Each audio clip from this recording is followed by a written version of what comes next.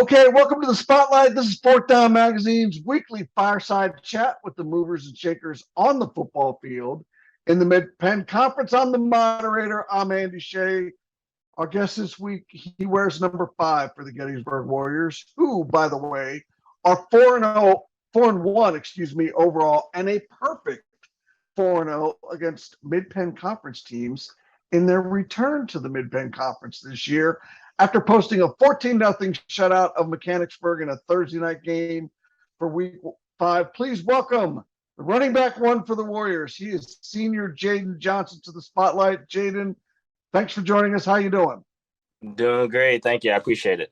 All right, this is how it's going to work. I'm going to have a little chat with Jayden. I'm going to ask him some fun questions about the Warriors. And at the end, we're going to put you on the Spotlight hot seat for a few short answers to close out. That sound good to you, Jayden? Yes, sir.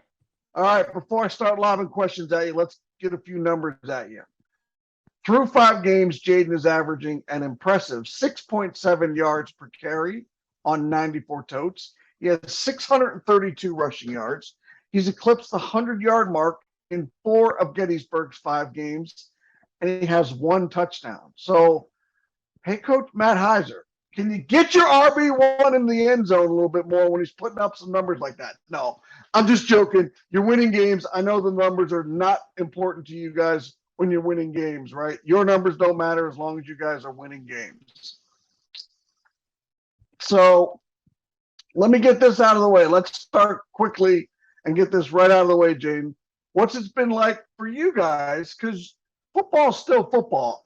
We all get that. But you got a completely new schedule. You're playing teams that you haven't seen before. They haven't seen you before. You've played 4 of them so far. So from your perspective, what has the conference jump been like? Honestly, it's not been that bad. Like, if you really think about it, usually what we did, the trouble that we had last year was that we would play against worse teams and we would do worse. I feel like since we're playing in a better conference, better people, we just have to adjust to that, and that's exactly what we did so far. So when you guys were done last year, by the way, they finished 7-4 a year ago and made it to the playoffs. When guys were done last year and knew you were making the switch, you get it out, you look at the schedule, and you're like, okay, we know what division we're in. Who we playing and what does our schedule look like? When you looked over, because there's so many new teams, other than Waynesboro, because I'm taking Waynesboro off the table for this question, because I know you guys got a beef and a little bit of score to settle with those guys after that wild triple overtime loss to the Indians last year. Was there one game for you that kind of stood out as like, you know what, I'm kind of looking forward to playing these guys? Honestly, it was Boiling Springs. Mainly because Matt Heiser, the coach, he's a coach. So we always had a chip on his shoulder for them, and we executed. That's basically what happened.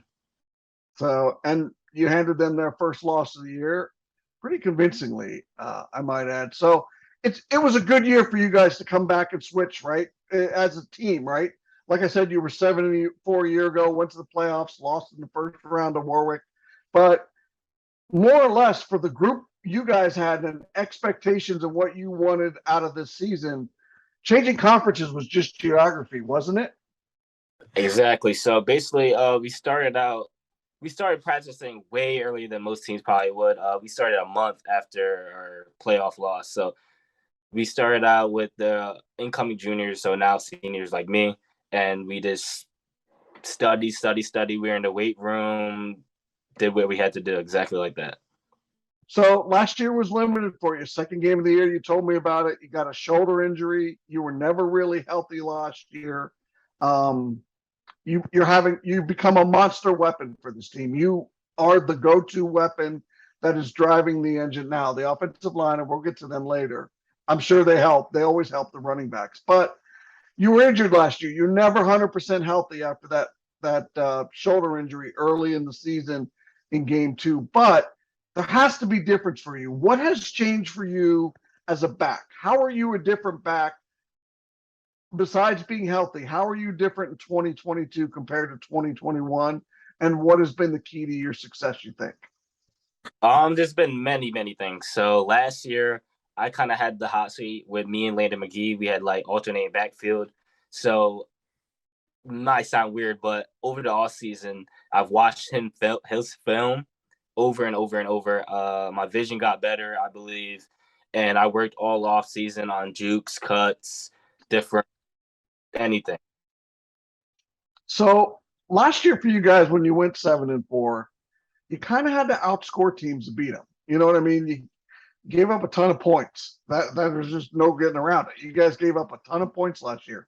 That is not the case this year. I know you play some spot D, not a regular, but you play some spot D when needed. But what are you seeing out of this squad this year in 2022 defensively that's so different? Because you've held 3 out of your 5 opponents to 14 or fewer points, including a shutout last week. So defense has been a big part of this team. What are you seeing that's different this year that you know is really helping you guys? Basically, we're very disciplined compared to last year. Last year's team was a little goofy. We had our off moments, but this year, we have every practice. We come with everything that we got. We don't have any time off or anything. We make sure that we stay focused. We watch film. We watch film a lot more than I think we did last year. I think being around our team is better. We actually had team meals. We Nice. yeah, 7-on-7s, you name it. So I feel like we're more of a team than we were last year. So you got a veteran offensive line that you're running behind. They carry water uphill for a good running back. They always do, right? Everybody knows that. Exactly. They do. You guys are averaging about 10 pass attempts a game. You're not your MO is you're not going to come out and throw the ball around a lot to beat you. You get through a hole in a hurry. That is crystal clear, but you need those holes in that little bit of daylight to average nearly 7 yards a carry over the first half of the season. Tell me about the job your offensive line is doing and why it's so important for this squad this year. It's very important for many reasons. I believe that obviously with a running back, we can use Saquon Barkley as an example. He had a terrible O-line, so he couldn't really do much. Your O-line does everything for you, so I make sure to thank them every time that I have a good game or whatever happens. But yeah, they work really hard and they're doing good so far. So say you guys need 3 yards for a first down. It's third down. You need 3 yards. You're going to run the ball, right? Everybody knows it. I'm not telling you to reveal any, trade secrets. Don't worry, Coach Heiser. I got your back. But if you guys need 3 yards, where are you going? Is it left? Is it right? Is it inside? Is it outside? What is this? What is the strength of this running game in that go-to moment where when they send you and hand you the rock? Where are you going? So I do the first hole. I look at whatever hole I see fit. Especially if we only need 3 yards, I'm gonna get you 3 yards. That's basically how it is. So Coach Kaiser always talks about putting a body on a body and working hard for fighting yards. So we know sometimes we might get negative yards, sometimes we only get 2 yards. But when it comes to third down, fourth down, we only need 3. We're getting that 3. All right, big game this week. Shippensburg, I'm sure you guys know they're kind of the king of the Mid-Penn Colonial Division, where you guys are. And I don't want you revealing anything game plan wise, because Coach Heiser would not be happy that I asked that question. And if you answered it, he'd be even less happy with you for answering it. But it is week to week. They're new opponents. It's week to week. You're still going to be you, right? You're focused on you. But there are things you got to look at that are important for that week against certain opponents. What are some of the things you guys are talking about and focusing on this week that are important for you against the Greyhounds? So we talked about penalties. That was a really big thing. So we did all right against Mechanicsburg just because I would say they're a less disciplined team. Right. But so we would have I don't remember how many penalties we had last week, but we had a lot. So 9 for 85. I remember it. It was a big number. It was 9 for 85. In the 2 games prior, you were up around the 9 for 85 mark a couple weeks in a row. That is clearly something you guys have identified. Do you think Shippensburg's a disciplined team and that penalties are really going to play a role in this game? Absolutely. So you can just tell, like watching their film, you can tell that they sit home, like their linebackers, they don't jump often compared to other teams. So that's going to really help us if we capitalize those. Okay, Jayden Johnson, running back for the Gettysburg Warriors. Are you ready to handle the hot seat questions? Yes, sir. What is your favorite home cooked meal? Spaghetti. So my mom is vegan, so she makes some jerk chicken rice here and there, but the spaghetti is where it's at. I love jerk chicken and rice. All right. So, second question, money's no obstacle. Any place in the world you choose, where are you going on your adventure?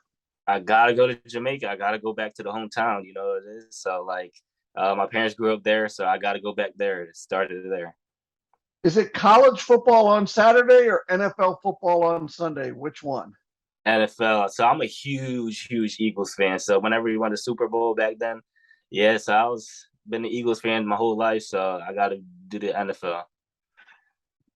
Well, there we go. My next question. Favorite sport team, any sport. Would that be the Philadelphia Eagles? Gotta be the Eagles. Gotta be the Eagles. Fly, Eagles, fly. They're off to a good start this year. They really are. And you made Adam behind the curtain very happy because he's a big Eagles fan as well. All right.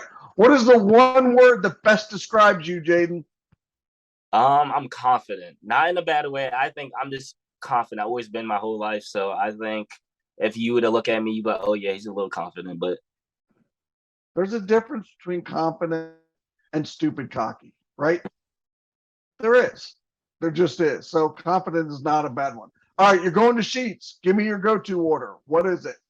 So I get the cheese curds. You always got to get the cheese curds, Right. bites, whatever you want to call it. I have to get the large strawberry lemonade smoothie. That's where it's at. You gotta get the curly fries. You always have to. And what about? I usually get a hot dog. I always get a hot dog. You gotta have the little ketchup on it, whatever you name it. All right. So it's a hot dog, the cheese curls, the curly fries, and what is it? The strawberry lemonade? Yes, sir. Smoothie? Strawberry. Wow. All right. That'll be it, Jayden. Thank you so much for your time. Absolutely. Good luck to you and the Warriors the second half of the season. Stay healthy and play well and have a good game against Shippensburg this week. I appreciate it. All right. That was Jayden Johnson, the running back from the Gettysburg Warriors, joining us on the Spotlight. Make sure you check out all of our high school football content on fourthdownmagazine.com. Follow along on social media and check out our YouTube page. For Adam, who is behind the Zoom curtain, I guarantee you he's back there. I'm your moderator, Andy Shay, and I am saying we will see ya.